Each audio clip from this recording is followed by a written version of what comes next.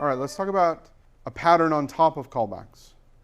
This has actually been around for a really, really long time. It way predates JavaScript. This terminology didn't even really exist in JavaScript until people started trying to adapt this notion in JavaScript, and the word is thunk. I have no idea where they came up with this word. I don't know what they were smoking. I wish I had some of it. It's a weird word. I don't even know what its origin is. But I can describe to you what a thunk is, and it's actually kind of deceptively simple what a thunk is. From a synchronous perspective, a thunk is a function that has everything already that it needs to do to give you some value back. You do not need to pass any arguments in. You simply call it, and it will give you a value back. Does that sound familiar? You remember how we were talking about that before in a different workshop? So a thunk is just a function with some closured state keeping track of some value or values, and it gives you those things back whenever you call the function.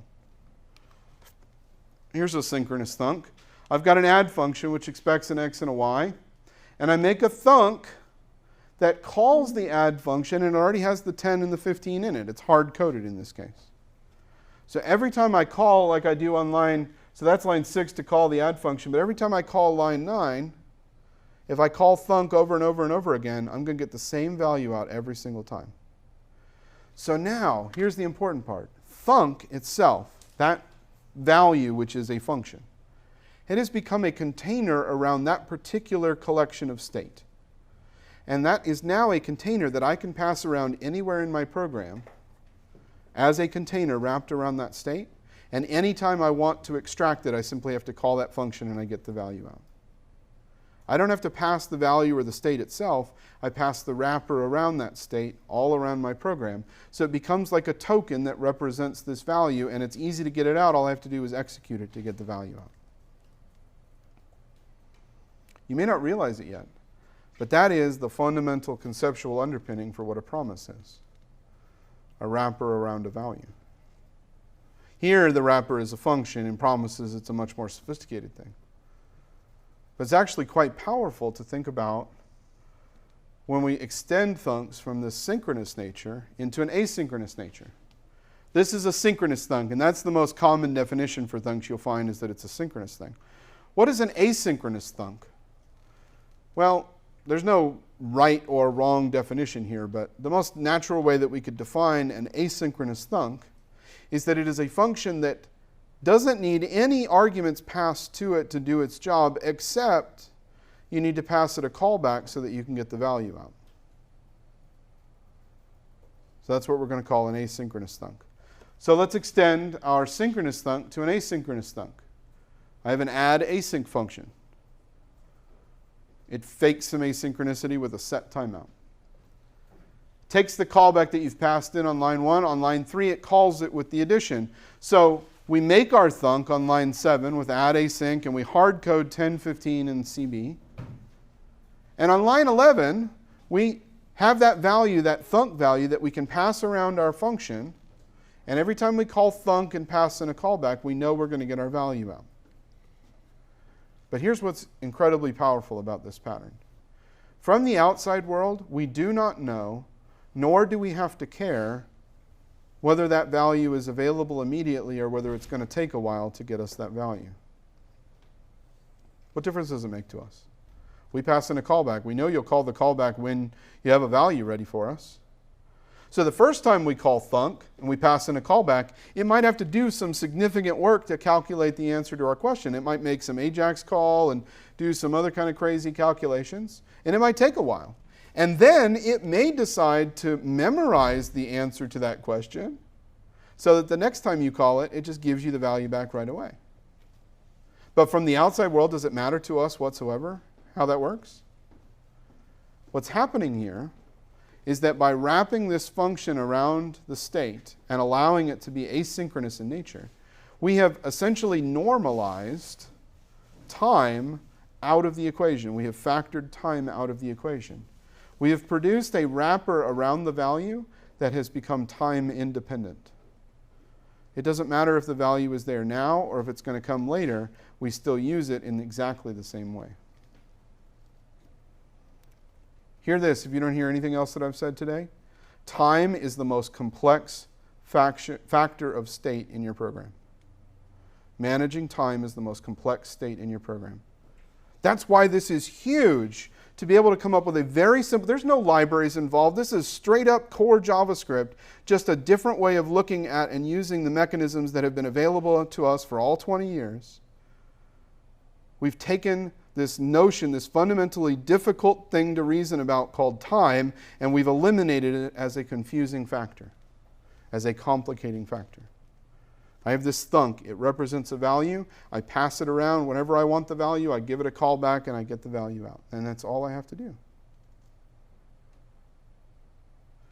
I can tell from your faces that you're not realizing how groundbreaking that notion is. Okay? But that is one of the most important observations. I couldn't believe when I recognized what that meant. I could not believe how far I had gotten in JavaScript without that realization.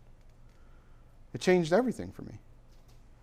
And in fact, it's what helped me understand promises. I didn't fully understand the conceptual basis for promises until I understood what Thunks were doing. Because we'll find out that a promise is a time-independent wrapper around a value. It just has a fancier API. So as I said earlier, I like to say that Thunks are promises without the fancy API. Okay? Now, there are some twists, there are some wrinkles that we can throw into the situation. If I wanted to make a thunk, give myself a generalized utility for making thunks, I can do all that old crappy array stuff and pushing the arguments on and calling apply. I could do it that way. And I could use it this way, as we see on line 7. So now I'm not manually making one, but I can make any thunk that I want by presetting the callback as the first argument, and anything else that I pass, it's going to get passed along to it always. And that's how I could produce my thunk. So I could make myself a utility for making these, which would be not fundamentally terribly different from a promise constructor. Make thunk would be kind of like a promise constructor. It's a constructor for thunks. Yes? Could you go through the, so when we talked about the problems of callbacks, this inversion of control, not too early, not too late, not too many times. Yep. And just expound a little bit on that with how the promise thunk is. We're actually not gonna have any solution to inversion of control with thunks. Yeah. Okay. Promises are gonna solve inversion of control. Okay. But we're not quite there.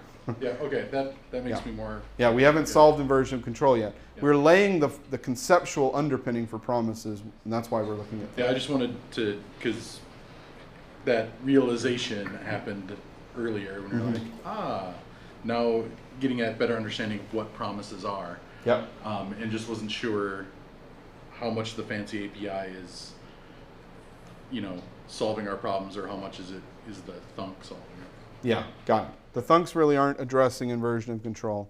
The nature of how promises are designed to solve that. So we'll get there. Okay. There's a question about going over slide 39 again.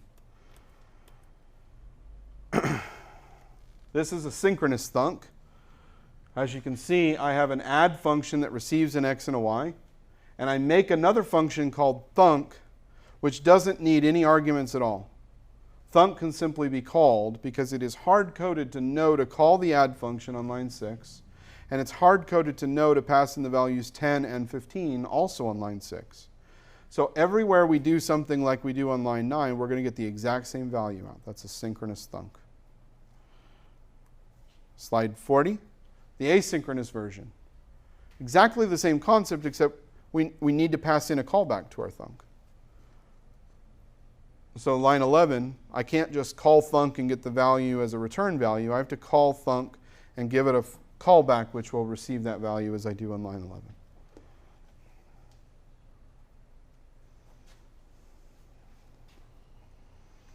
You're going to get a chance to practice with thunks, I promise. All right, so here's a rewriting of that silly running example calculating the meaning of life, but using thunks. Now you notice something slightly different from what I did before. On lines 1 and 2, I pre-create some thunks. I say that get 10 needs to, when it's invoked, call getData with the value 10. So line 1 has not actually made that AJAX request yet. That's important to understand. All we've done is create a wrapper that, when called, will do that AJAX request. Okay? So I've pre-set up the get10 and the get30 thunks, and I can start using them. So on line 4, I use it, call get10, give it a callback. I know 1,000 milliseconds from now, num1 will have the value 10. Then I use the get30 thunk on line 6. Now notice on line 9, I create another thunk.